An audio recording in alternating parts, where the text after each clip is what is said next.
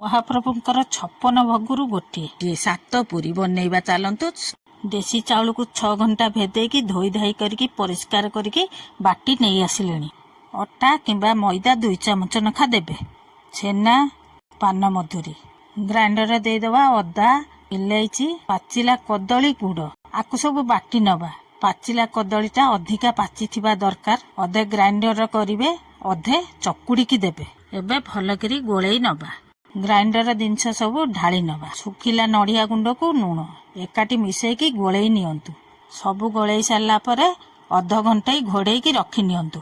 ଗ୍ୟାସରେ ପ୍ୟାନଟାକୁ ବସେଇ ନିଅନ୍ତୁ। ରିଫାଇନ ତେଲ, ଘିଅ ଟିକେ ଦେଇ ଦିଅନ୍ତୁ। ନଖ ଉଷୁମ ହେଲେ ବଡ଼ ଚାମଚାରେ ଗୋଟେ ଗୋଟେ ଢାଳି ନିଅ।